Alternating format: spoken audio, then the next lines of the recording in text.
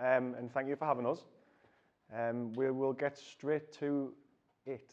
Now, just to give you a little insight as to who we are and how we've landed here in this room with you. First and foremost, my name's Ross. I'm the owner and founder of the training club. To my left, we've got Stephen Hoggett, who is our head coach at the training club. And to the right, we've got Abby, who is the founder and owner of Studio 6 Fitness.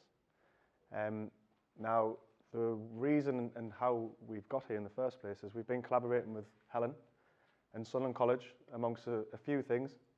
Some things that will be happening next year that haven't even materialised yet.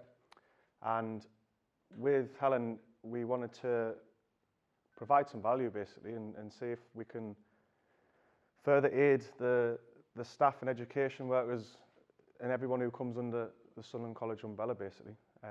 We're going to thought-provoke, challenge some beliefs, and allow you to see where you are now and maybe just reflect a little bit and analyse your own day-to-day actions or, again, beliefs, all right? Now, we've named it the Health and Wellbeing Intervention Workshop. It's a completely open forum. Anyone can speak, hands up. It's very informal, so don't feel like you've got to sit there and remain hush. And we're going to kick off the workshop, so to speak, with a little game, all right, just to break the ice a little bit. Now, all answers will be completely private. No one will see, because it's called eyes down, hands up, something like that, yeah? Don't worry, everyone's looking as if we're going to make us. Well, you're not going to be jumping around, don't worry. There's no fitness. It's too hot 10 anyway. 10 burpees to start, and then no.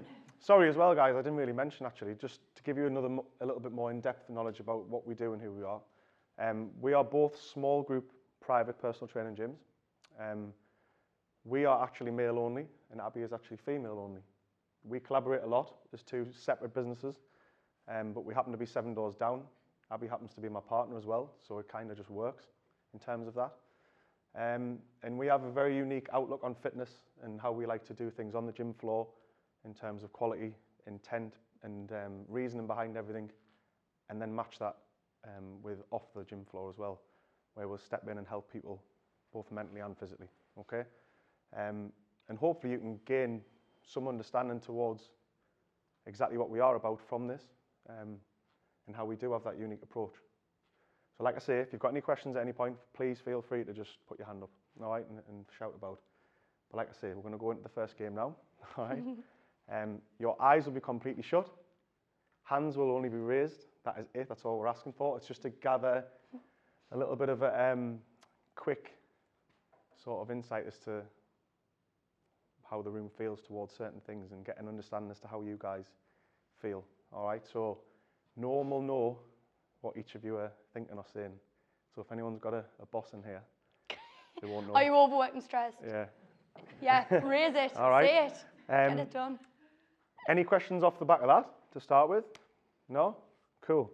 Right, I'm going to hand you over to Abby now, and she will get us cracking, and then obviously Steve will be jumping in and I'll return to the floor as well. All right? Good stuff. Right, let's go. Everyone just shut your eyes. Yep. So again, open and honest, I'm going to kind of extend a few questions. As I asked them, just to give you a little bit more context in case you don't understand.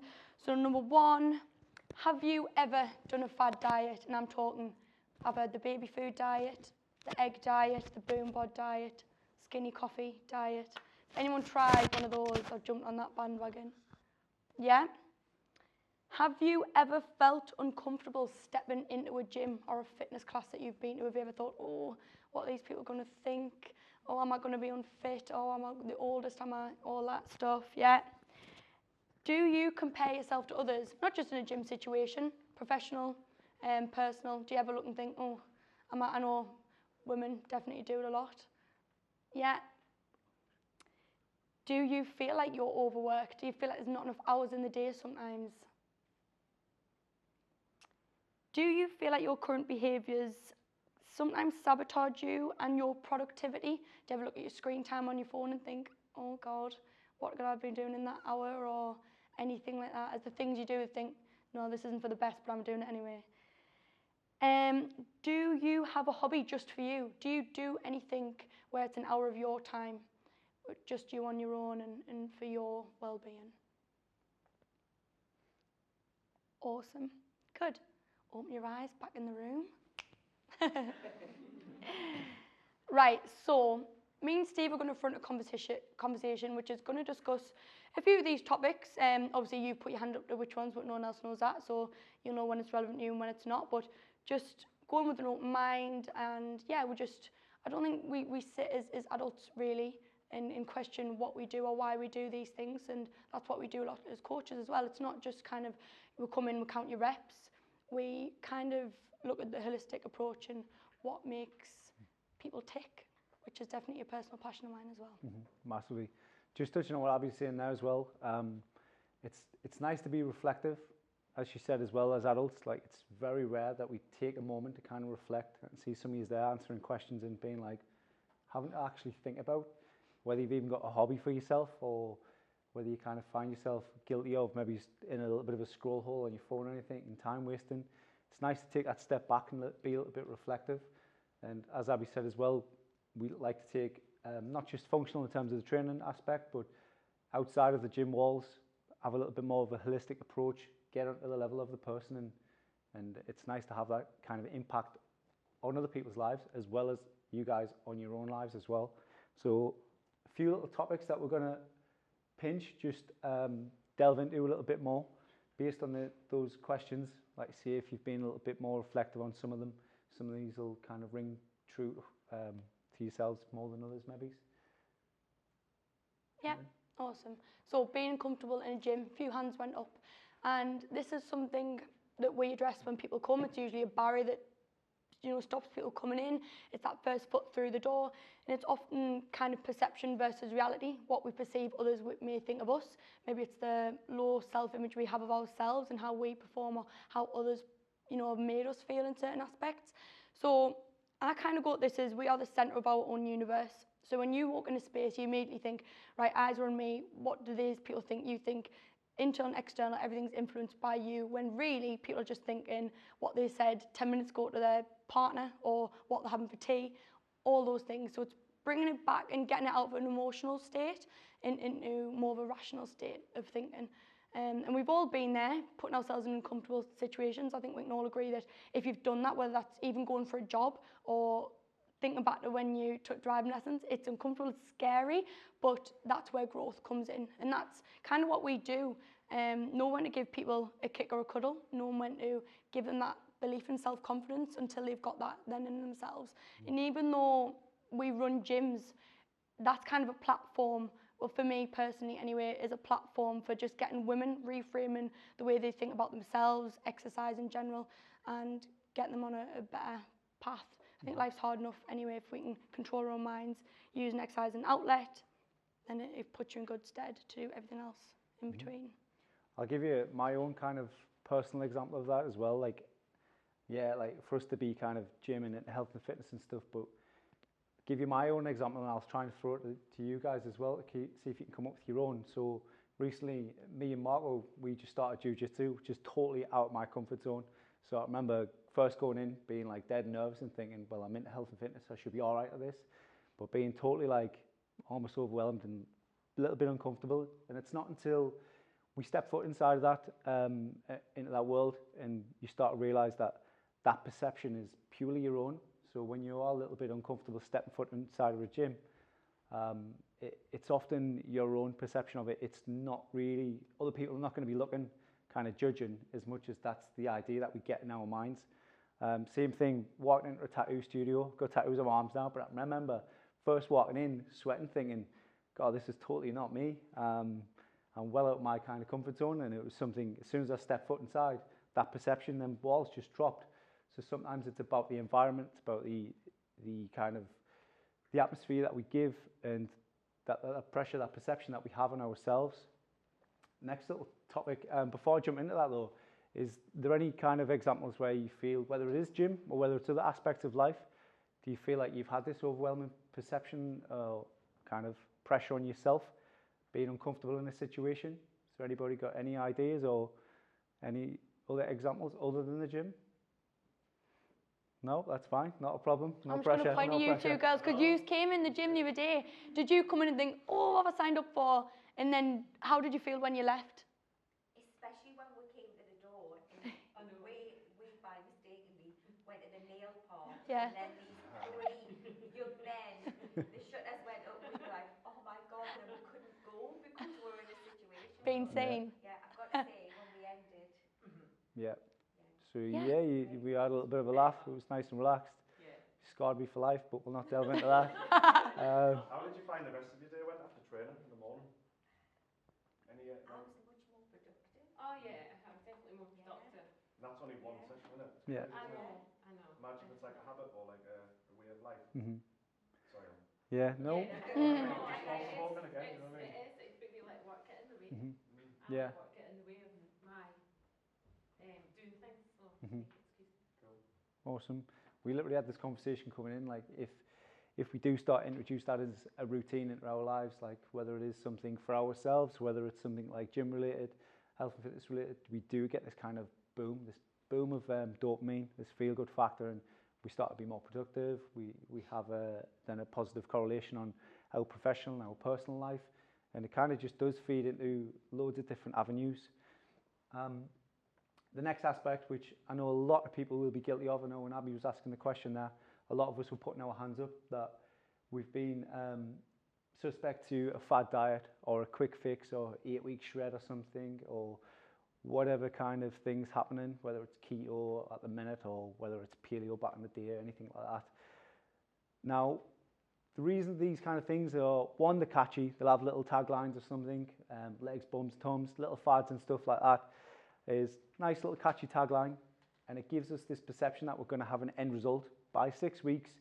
Because you're attending this program or because you pay for this program, you will be there within 6 to 8 weeks, and it's not normally the case.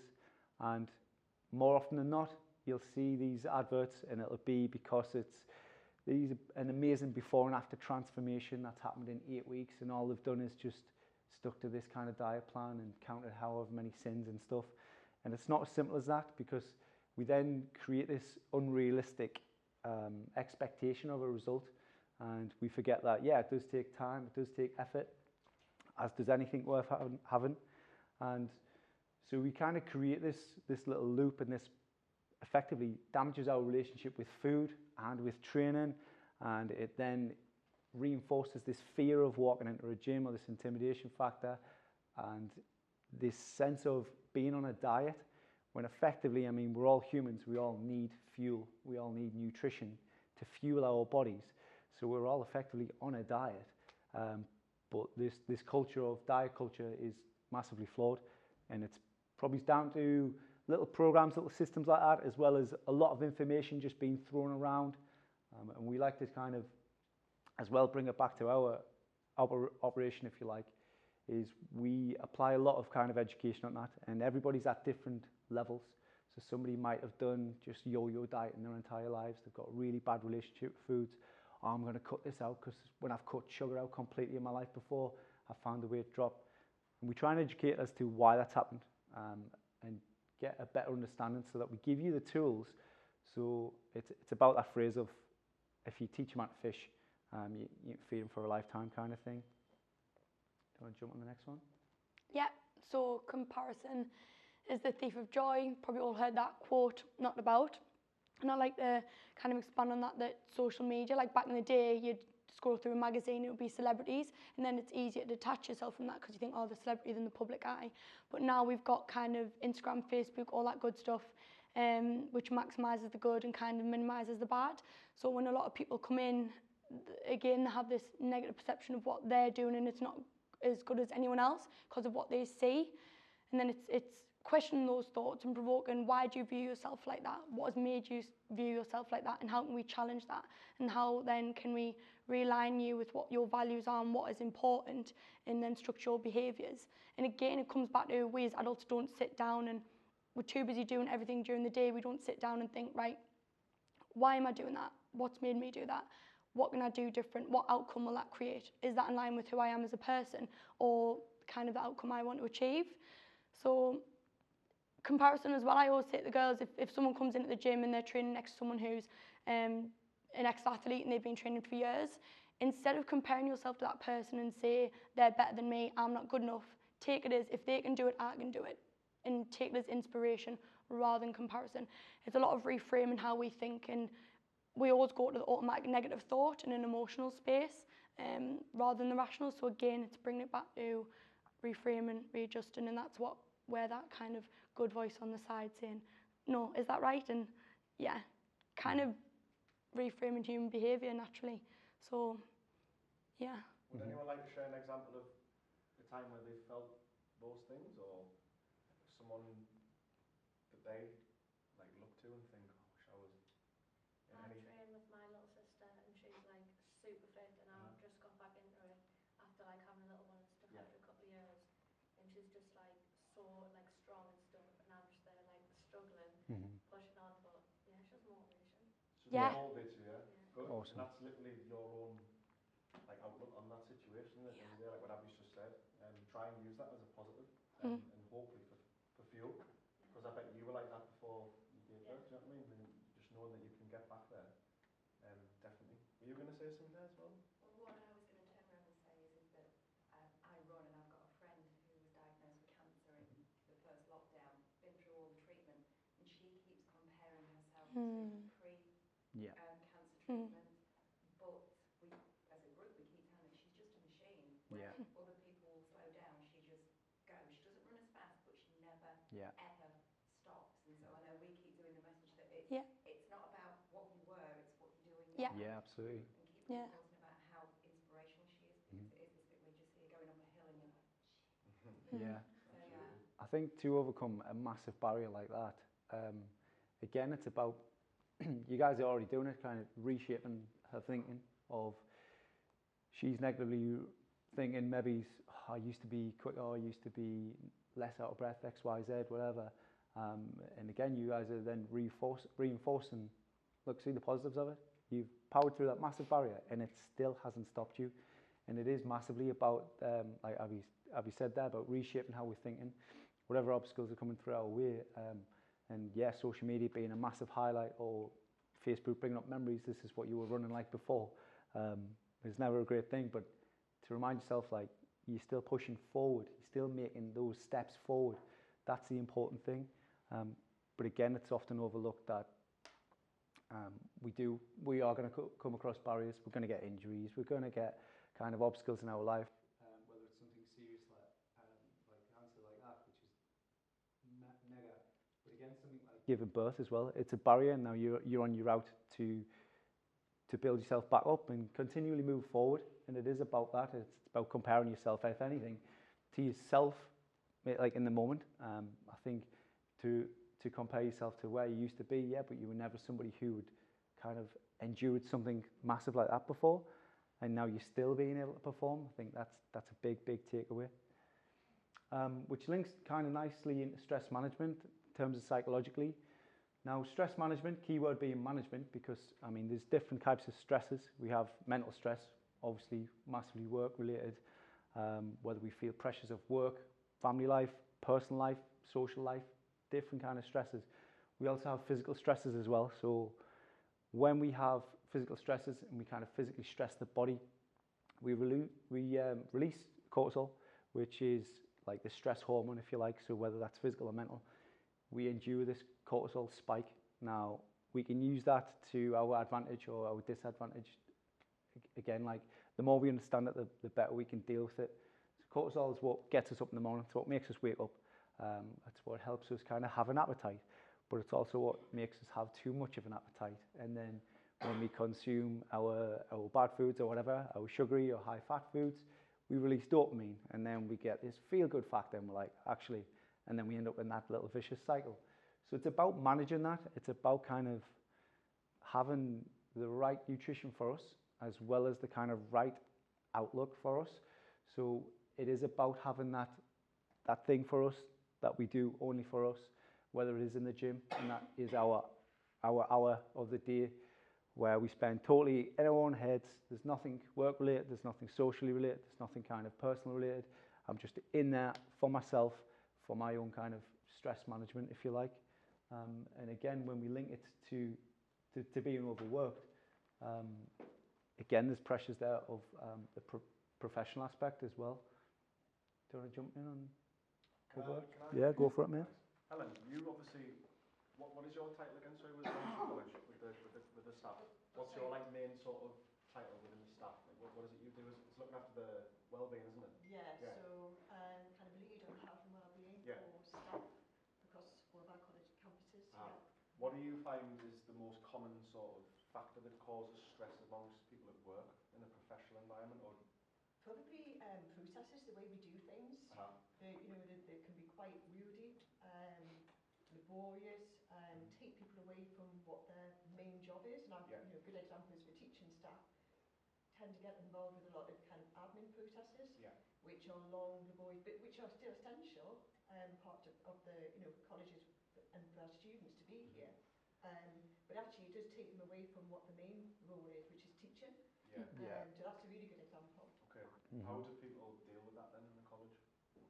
Well, what we have created in the last year is a workload and wellbeing group with the idea of trying to understand which processes across the college are time consuming, are taking people away from what the main kind of role is. Asking departments, so for example the exams department, just to review their processes. Can we do things better? Can we streamline them better? Can we get them to a point where it won't involve the teaching staff to have too much involvement with it? Do you know what I mean? So we've started to create kind of like forms like that where we can actually break it down further, have a look at it further. Do you feel like that will allow tasks that like a lot of us have to do in terms of admin stuff?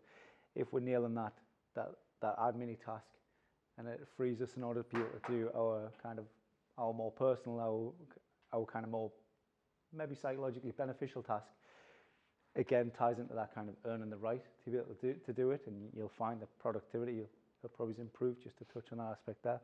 Sorry mate, I'll cut you off there. That's all right. I bet you everyone's head gets fried looking at a laptop for 2, 3, 4 hours, you know what I mean? So like, just think of like a little thing like stepping outside, walking, fresh air. You know, it's nice and fresh time of the year. Yeah. The leaves are out, birds are chirping, little things like that. It sounds very holistic, a bit cheesy, but with that change of state, having some good food while you're out there, sitting outside, would then allow you to come back in and then operate and perform at another level again, as opposed to just snacking at your desk, miserable as hell, looking at the clock, and that, do you know what I mean? And then how much time within that time you actually waste, you know what I mean? Where you could be checking your phone or, do you know what I mean? So yeah, it doesn't have to be an hour in the gym. It can literally be like Ross says, not gym-esque or anything. It can literally be that 5-10 minutes. Right, I've got an hour for my lunch. I'm going to spend 10 minutes of it just kind of going for a walk around campus or whatever. Putting in an Audible or something, listening to an audio book or anything, just for my own. That change of state, and you'll find that when you return back to frying your brain, you're probably a little bit more productive, probably a little bit more upbeat, probably a little bit nicer to be around. Yeah. Sorry, I went off on one there, but I just thought I'd tie it into you guys at work as well and just get you to think a little bit of how you could increase your performance even on site during your day-to-day. Sorry, Jen, put you on the spot. I would go into time management, but I would probably presume that we've kind of touched on it as well there. Yeah, it's that kind of element of everyone's got a different 24 hours in the day, so not saying that you can't do this and you can't do that, because I don't have children. I always hold my hands up and always say I can't juggle my 24 hours the same as you, but I would challenge you to not find 3 out of 168 hours a week that you deem enough to give yourself. That's my minimum commitment. My membership, kind of 12 times a month, 3 times a week. Sometimes you get a 5-week month. 3 hours a week that you can't give yourself is wild. And I'm yet to find someone who, when we go right into the root of it, look at your screen time, look at things, the time you spend procrastinating, what is 3 hours to you? But what will it do for you? And it can happen. Even though you even said yourself, you've got that half it and you could go for a run, you could do that. It could, should, and well do it. And then it's listening on that as well. Yeah. And sometimes, again, no one give people a kick or a cuddle, or people fall into that kind of victim mentality and they've got in that spiral of like, well, you know, the odds are against me, all of this. How much do you want that and how much are you willing to put into that? And you wouldn't have got the jobs you're in or the cars you drive, whatever, if you hadn't put an onus on that. So why aren't you doing it for your own self-development? That kind of thing. So just to kind of give us a couple of examples. We're going to look at a couple of testimonials from our gym, from the training club, as well as a couple from the Studio 6. And yeah, it's not all about kind of what our training is in terms of it's to get lean, it's to improve my physique. It's not about that. Again, we have a very, I would argue, a very modern approach on it, in that it is about the overall well-being as opposed to just physical health and performance. If anyone knows who Sam Allardyce is, that's what the guy on the right's doing. The football manager. Any idea? Yeah. Anyway, just so you, I said no one will get that concept. You can't put that in, but he said everyone would know that. He's a Sunderland crazy fan, all right. So just ignore that. But did you, Mark? He used to do CrossFit. Bit of a character, but yeah, like Steve says, like there's a lot more to physical training at our facilities than just what you would typically think. Notice there's not really much about wanting to look a certain way. It's more about confidence, small wins every day. For instance, this guy, that t-shirt literally hangs off him now. I think he's lost like 3 stone or something, and that's just from turning up 3 times a week. He walks on a weekend, just little things like that. John's in his late 50s. He's an armed response police officer. He likes to keep crazy shifts, night shift. Sometimes he work night shift and come in the morning, then go to bed. But again, he's like doing his thing of earning the right almost for himself to go to bed. As savage as that sounds, after a hard night shift chasing hooligans around. But yeah, so that's just a couple of little testimonials basically from our facility. And we've got many more just like it. And then Abby's also got a couple she would like to showcase herself as well. Yeah, homing in on such a demographic there with the young, slim, blonde people in the gym. But we have a mixed age range, 18 to 57.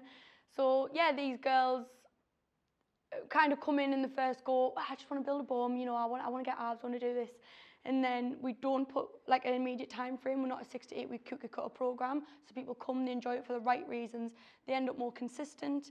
And then again, they become better adults. I mean, these girls are in the 20s, but I get women still in the 40s and 50s, and my gym's got like 9 mirrors along, and they can't look in the mirror.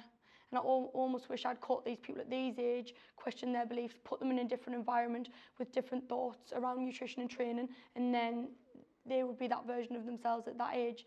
So, yeah, but this is Faye and Grace, who have been with us probably since opening. Has anyone got any questions regarding the facilities themselves or those guys personally? Has anyone heard of them? Nope. Yeah. Yeah, we're literally 2 roundabouts away. Good. Just keen. But yeah. Something I'd like to ask you to do, I'm just referring to my notes, guys, just so I don't forget, is I want you to kind of spend the next 2 minutes, all right, just to think about 2 things that you've maybe heard today or something that's resonated with you that you feel like you could instantly implement into your own day-to-day life, the people around you, whether that being family or friends, conversations. You could maybe go to that lady and speak about the comparison thing, something like that. Just to have a little think about one thing that you could implement professionally and one that you could implement personally. And then I'd love for 2 people just to kind of share, 2 or 3 people to share something. That would be cool. Just to make sure you've kind of took in what we've said, analysed it, reflected. So yeah, a couple of minutes. Take 2 minutes, even have a conversation, just write something down. Like Ross says, something that you can implement, either from walking out these doors, something you can start from Monday coming, what can you do for yourself personally, and something you can do for yourself professionally. Go. 2 minutes. Write it on your notes. If you don't have paper, you could write it on your notes on your phone, anything like that. Spark a thought. Are you back tomorrow, girls, yeah? Yeah, 9:15. Don't put your head down. I'm not starting the session until you arrive. You've got to come through. I'll be waiting, names on the doors, face and names.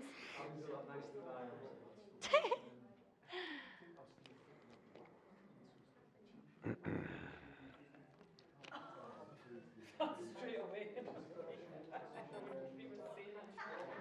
I hope they're not talking about work they've got to do, they're actually thinking about stuff. Hopefully it's not about what you've got to have for your dinner and that you've actually done the task. Would anybody like to share a personal one? Go. Implement. What can you implement personally, mate, in your personal life? Barriers up and just get on and do it. Right, cool. Procrastination kills. Procrastination. Do you want to share what that barrier is, or are we keeping it to yourself? No, I just Go. Let's go. I'm at a certain age Uh-huh. when I feel as though I get tired easily, Mm-hmm. you know, and I think just over, you know, with work commitments and personal commitments, you try and to get that time yourself, but Yeah. you think, oh, I haven't got the time. I had a woman rang me, she's mid-50s, and she said she's a grandmother now. God, I think she said 8 or 10 grandkids. She was telling us about Christmas shopping the other day. And she said, everyone's telling us slow down. No, you don't want to join a gym. No, slow down. And she was like, but I don't want to. And now she comes in and she's training against people half her age, but she does it for her, comparing herself to her. So it's not uncommon that people just think it's kind of generalised to stop doing things when you get to a certain age or because you're at a certain time in your life. And Absolutely. go for it, yeah. What was your name, buddy? Michael. Thank you for that, mate. Let's go professional. What can we implement professionally? Where I would say professionally, I would say like need to move more during the day, Mhm. like away from the desk. Yeah.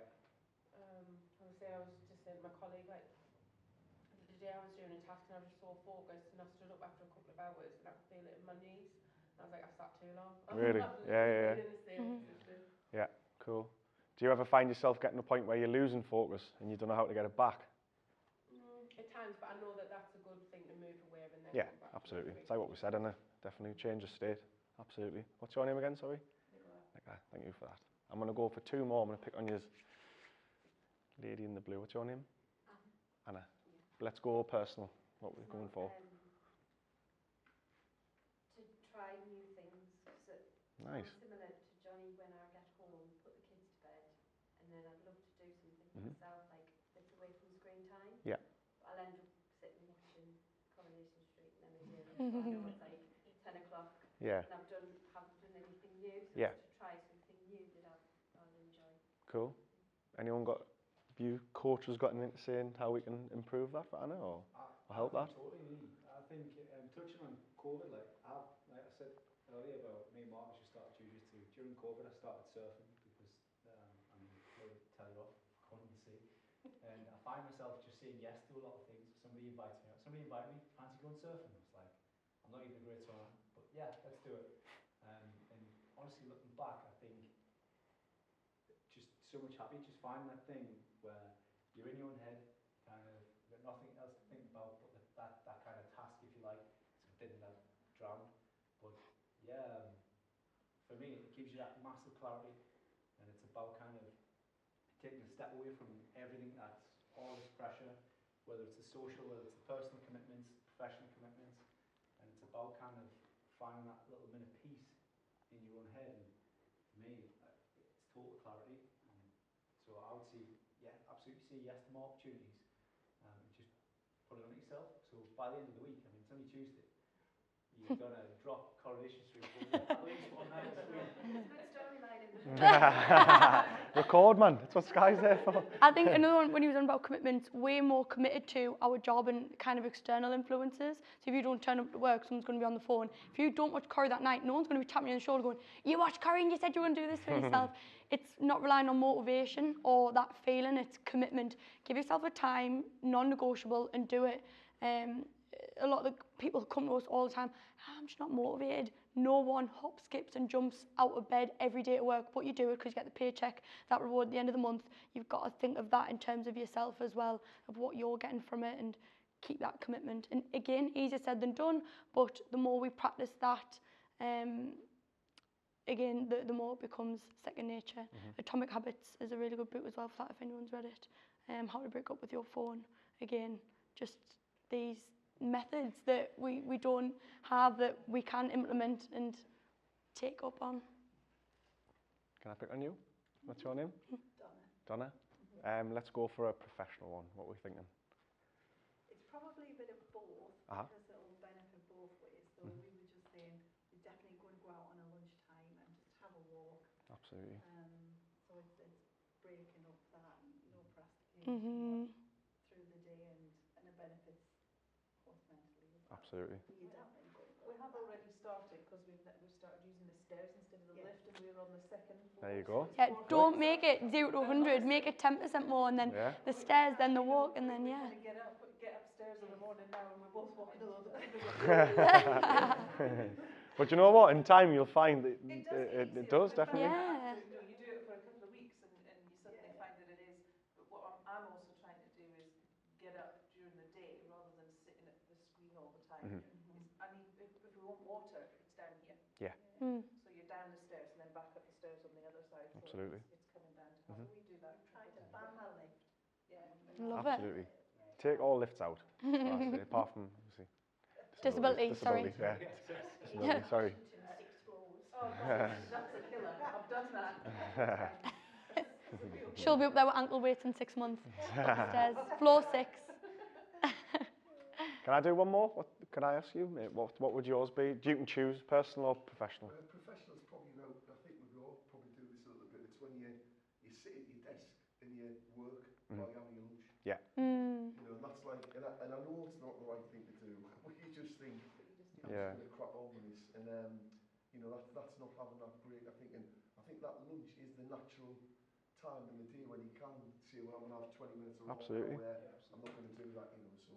Can I give you my own personal experience of that? So before Steve started full time, I would literally lock myself in the gym, and Abby will tell you as well, because she never gets to say it, or wasn't anyway. And I'd literally just think that me being there all day was me like, oh, right, I'm the only here, let's go for it, do you know what I mean? But I'd find myself, if I was to analyse, which I did eventually, thankfully, and I'd be thinking, what have I actually achieved here? Like, seriously? Like, yeah, I'd do little bits and bobs, I'd struggle to stay on task, I'd chop and change all the time. And I found myself just being so unproductive for what I wanted to be anyway. And then I found that so we've now implemented a 2-hour break during the day, where we literally leave the building, go and do something else. I might go and do boxing with someone. I've been going swimming. Steve does his own thing. Abby walks our dog, etc. And then I'll go back, and I just find that my output again is just there's much more intent behind it. I'm getting things done quicker. And I think that's a massive thing you guys could take away professionally. Everyone could, whilst at work, just to understand that that short-term hit of, I need to get this done. But if you just leave your desk and go and have 20 minutes to yourself to eat, mindfully eat, which Abby's quite big on as well in terms of digestion and things like that, but we're not going to that. Then you will 100% just feel a lot better, perform better, you'll have more energy in the afternoon. And I think that's one of the main things for you guys at work.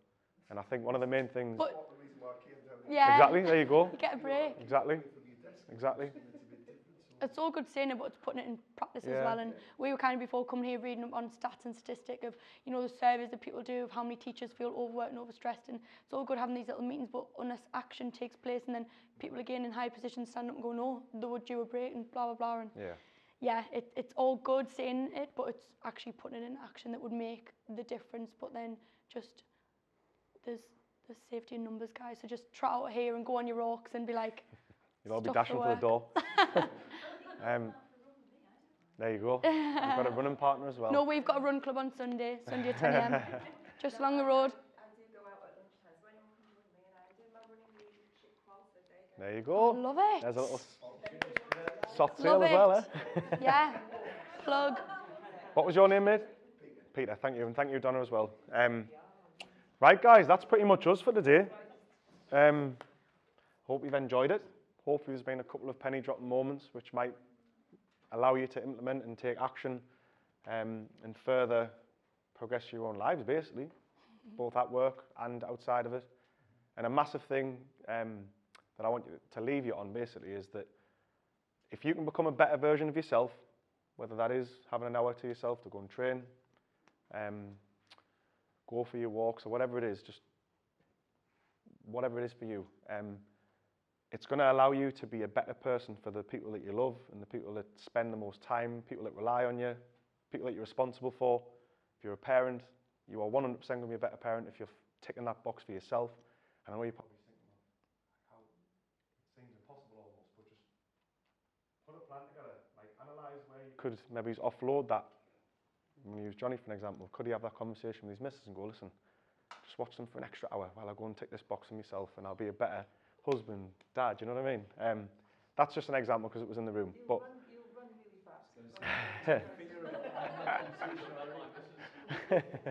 but yeah. Hope you don't come back in a year's time. Great shape, Rob. Maybe find somebody else. But yeah, that was my sort of main thing to leave with you.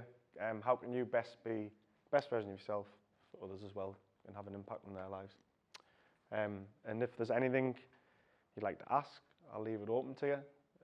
As a gesture, guys, as well, which you don't normally do, we've got like our flyers there as well. Not that we're here to sell, but there's some flyers there, and we would like to offer you an opportunity to come and do a trial with us in December. Our books officially are shut for the winter months until January, but we're more than willing to accept a couple of people if they would like to try it. And you just go through the website and stuff and find out stuff on there, which is on the flyer. And yeah, open room. Any questions at all, or anyone want to share anything that they've enjoyed, so we don't feel even? Nah, anything? I've enjoyed coffee. Huh?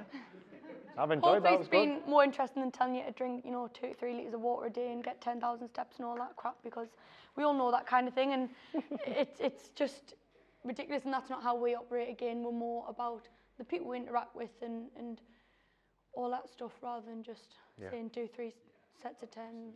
Yeah. It's really good that you guys and all the people have become more aware of the fact that it's physical health and mental health that connect. Absolutely. And I think that's like something that probably, I don't know, 5 or 6 years ago I might not realise as much.